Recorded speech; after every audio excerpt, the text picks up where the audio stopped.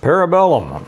Prepare for war. How are you all today? Should you prepare for war? Yes, you definitely should, because it could possibly be developing.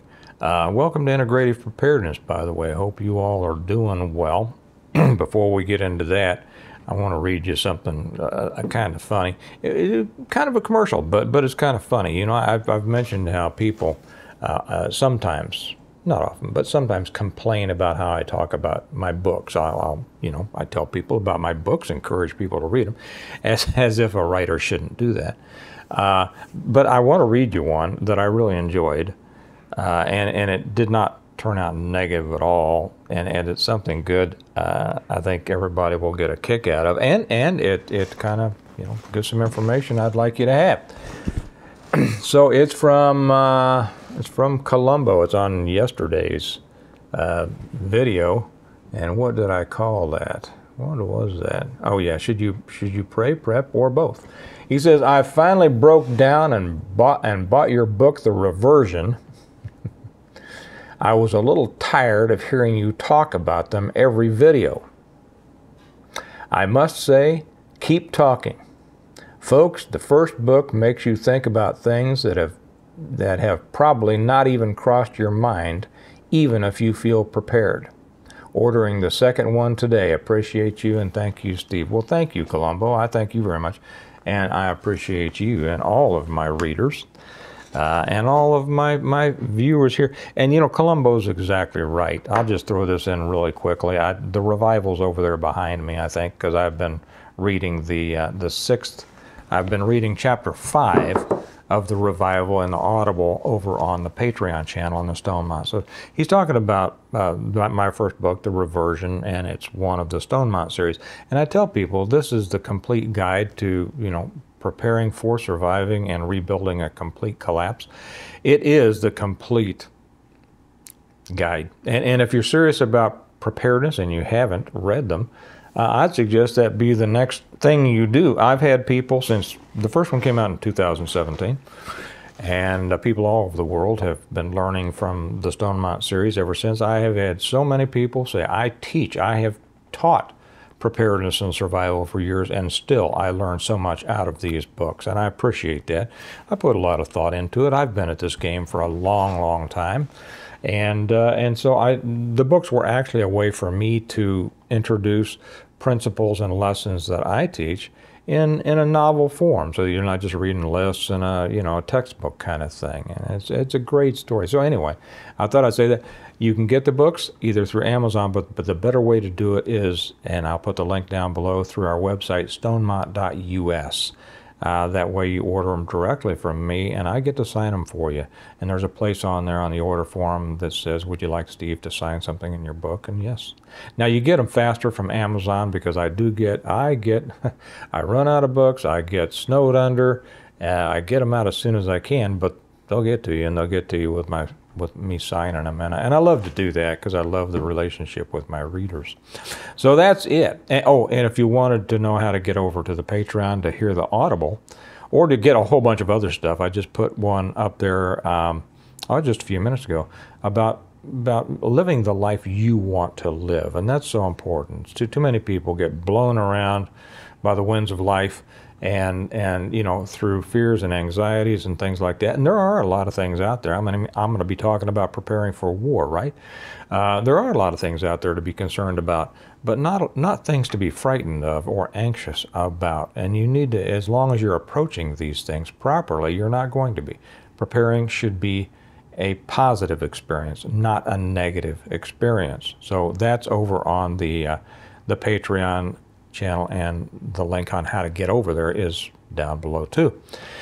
Okay, should you prepare for war? Definitely. We see what's going on over in the Middle East. Now, do I mean war here in our country? Not necessarily, but it could be. Okay, we'll get to that. What's going on in the Middle East? If you've been keeping, if you've been paying attention, and I'll be honest with you, I don't pay close attention, because I think I know where it's going, and that's all I need to know. I don't need to become absorbed in every little day, the latest thing that the news outlets put out, or that either side puts out in their attempts to, persuade us one way or another. I did skim through an article by a former British military commander. I guess he commanded the Brits in Afghanistan. And he said that very possibly Israel is going to be facing a 7-front war very soon. Of course, we know about, Hamas coming out of Gaza, Hezbollah's coming out of Lebanon, the West Bank is becoming involved. There have been rockets in from Syria. So it's really building. I forget what a couple of the others were. And of course, he also says, and that's not even counting the internal conflicts, which they can well expect, probably, and we can here too. We've already seen demonstrations. They haven't elevated really to the point of, what many people are talking about, sleeper cells. And yes, do I believe sleeper cells are here in the United States? Yes, of course I do. They've been here for years. That hasn't been a secret. I mean, they are here. And our government is bringing more in. So, I was going to say we all wonder about that. No, we don't wonder. We know, right? So in that little conflagration over there, which is becoming a bigger conflagration, I mean, we just sent a third carrier group in, right? And of course, we know that Mumbles could be doing that just to take, everybody's attention off of his problems and his sons. But we see the heavy hand and the hidden heavy hand, not so hidden, but very heavy hand of Iran behind all this, and then Russia. Zelensky must feel like the forgotten man. The thing that was the big thing for so long, the most important thing in the world, Ukraine, is all of a sudden being overshadowed by the new most important thing in the world. And apparently some of the armaments that we have been sending to Ukraine are now being diverted to Israel. Okay, all these things are things that if you just kind of, you don't have to make a deep dive, into this. If you just like the little stone that skips across the top of the water, you've picked these things up. The important thing, I think, is to understand that this could escalate to the point to where, like World War I, like World War II, like Korea, like Vietnam, we're going to get drug into it. And the extent to which we were drug into it, the First World War, the Second World War, we didn't immediately become involved in it. We were, if you've, studied Lend-Lease and all this, and our supplying munitions to those people who then became the Allies, we were standing off for quite a while until we, became involved by some very questionable situations. If you've read your history, you know what I'm talking about, and I don't mean the history you got from that history teacher in high school who themselves didn't know about history, and were taught by a history teacher who didn't know. If you've dived deeply into it, you know what I'm talking about. But they drug us. They want us in. All the little countries want us in. Even though we have weak leadership, and a weak leadership that we have now can be easily manipulated by these little countries, who in many ways are very smart. So, are we going to be drug in? Yes, we are. To the extent, there's no way to know that yet. Do I foresee nukes going off in New York? No, I don't. But we're going to be drug in the same way we've been drug into the previous world wars. And could this become a world war? Yeah, it could. You have to prepare for it. Now, how do you prepare for it? Understand the things that happen when a worldwide war develops. Okay. Shortages, inflation, a complete, well, not a complete, but somewhat a realignment of labor. Okay. The upping of certain sectors within our economy, the depression of other sectors within our economy. If we are going to be the big brother that supports, and manufactures all of the things that the people fight and need, our well, our defense contractors are going to be building. There's going to be a lot of jobs there. As people become more concerned about the stability of the country, certain service areas are going to become depressed, and also as that's affected by inflation, as people and certain people lose their jobs or are displaced by those coming into our country, and that is the that's the enemy from within that's being brought within by our own government. So as they bring in more and more workers, that depresses the wages here in our country or replaces American workers. You have more workers out of work, and you've turned workers into non-workers, and that then cascades into many other things. It translates into more substance abuse, alcoholism, use of drugs, family spreading apart, divorce. Some people having to work multiple jobs just to stay afloat. If they are giver-uppers, they're just going to start hiding in the beer bottle or the whiskey glass. If they're workers, many times they'll have to take on additional work, which takes time away from the family, which then degrades the family. That's how many times wars can have an effect, even though the war isn't here. So increasing prices on many things. I am seeing shortages, not all over the place in some of the grocery stores that I go to. Certainly not what we saw during the so-called pandemic, right? There's plenty of toilet paper out there on the shelves, and plenty of beans and things like that. But it's not as fully stocked sometimes as others, and sometimes it's not as immediately stocked as it would have been before. Still, the price of eggs have come down. Most prices have come down. The price of ammo has come down. Remember the day that it was sky high and people said, well, you better pay the price. You got to pay the price because it's never coming down again. This is just the price of ammo. And I said, nah, this is not the time to buy guns or ammo. And a lot of people did because they needed it, right? Well, first off, there's a good lesson: don't need it. Have what you need. I'll leave it at that, okay? You should have what you need. For how long? For however long, okay?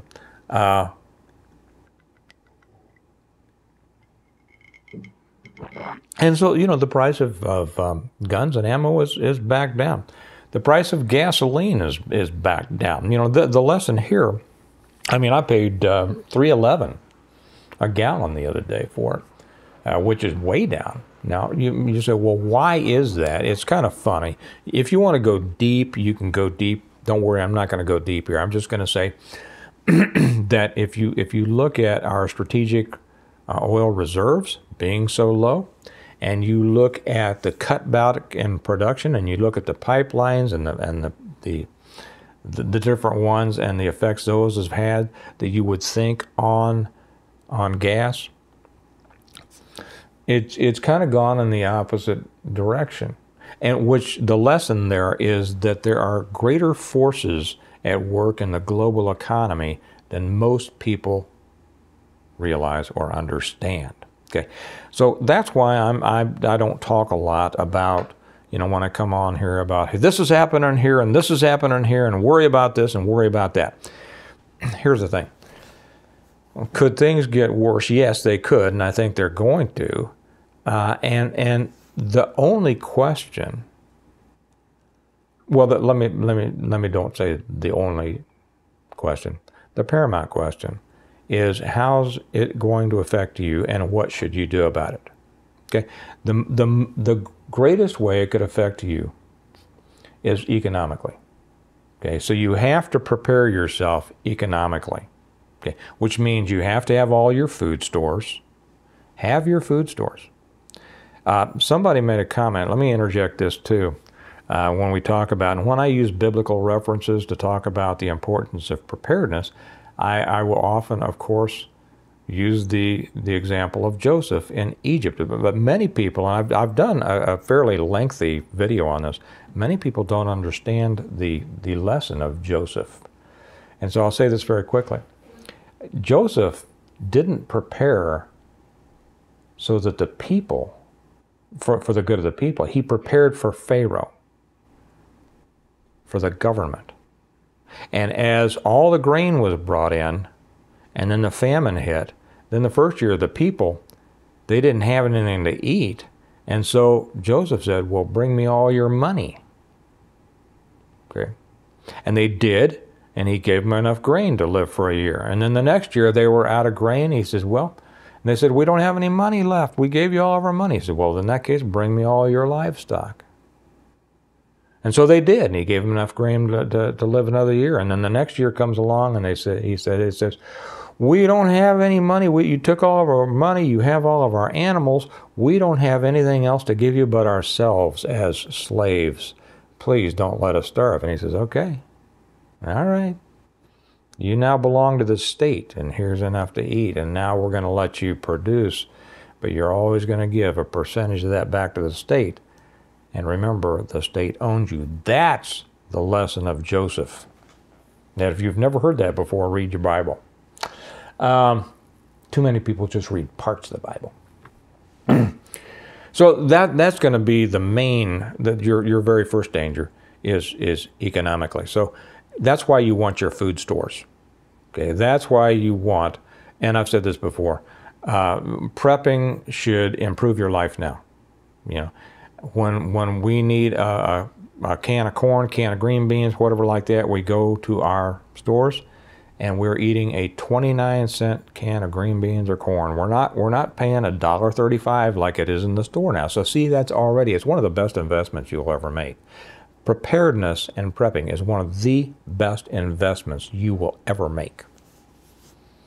And then all the other things. You should be stocking everything you need. Because if war comes, inflation is going to hit. And that's going to take a big bite out of your quality of life. So becoming self-sufficient in that way for, a number of years, if you can get to the point where you can say, I don't have to go to the store for 3 years, 4 years, 5 years, 7 years, well, you're in pretty good shape. And I know that most people out there are not in that position. So if you can only say, I could last for a month, good for you, good for you. Just keep building so that pretty soon it'll be 2 months, and then 3 months, and then 6 months, and then a year. Keep at it. The other thing is now in the past, you can't compare this to World War II because our society was more homogeneous. Okay, most people felt pretty much the same way about things back then, even if they were of different religions or races or political ideologies. They felt mainly the same way. You couldn't find parents that encouraged their kids to cheat at school, for instance. Okay, Johnny, go off and make sure you don't do your best. That wasn't we live in a completely different world now, to where, half of our country absolutely hates the other half. Half of our country is, are Marxists or communists. They don't think at all the way we do. And they are a danger because they are the ones who are always wanting our government to exert more control over us. Whether they do it, again, economically, whether they do it through laws that they try to pass or the things that they impose on corporations that then corporations impose on their employees. All these things have negative effects on people who simply want to live under the freedom that our founders envisioned. So that's the thing is, there is such a split in our national fabric, it becomes dangerous. And as we've seen these protests come out lately, the Palestinian versus Jews, some have become violent, and I think there's a real good possibility they're going to become more violent. And then who knows at what point things are going to start flashing in our country. Attacks, whether it's sleeper cells, whether it's simply all the criminal element that is coming up through our southern border, you know, hidden within the good folks. Who knows? I mean, that violence from criminals coming into our country across the southern border, that's already been here for years. I mean, there's killings and rapings and all sorts of things. And with our law enforcement decreasing because of the way, well, the restrictions that have been replaced on them, you see what's happening in our country. All to say it's becoming a more dangerous world. So you have to be able to defend yourself. You have to prepare for that. I tell people that carry means carry all the time. Carry. Be prepared. Be prepared to be your own defense. You know, that's what preparedness is all about. It's being able to be your own provider of whatever it is. Total preparedness. Okay. Integrative preparedness simply means that everything works together so as to allow you to live a good life, separate and completely divorced from the outside world and dependence on all of those external interrelated systems over which you have little or no control. Be your own provider of as much as you can. Now, as we see, I would suggest also that you pay attention to the news. I know the news can be a downer. How many minutes am I in? Let's see. I better close this out. Keep track of what's going on in the world. Just you don't have to immerse yourself in it. You don't have to get all anxious. Just keep track of it, and increase your preparedness so that you can increase your separation from the world at large. And that's going to be your best way to prepare for war and how it could possibly affect us now. There will be other things down the road. Maybe I'll talk about those. Maybe I'll talk about the possibility of a draft and how I think about that. I don't know.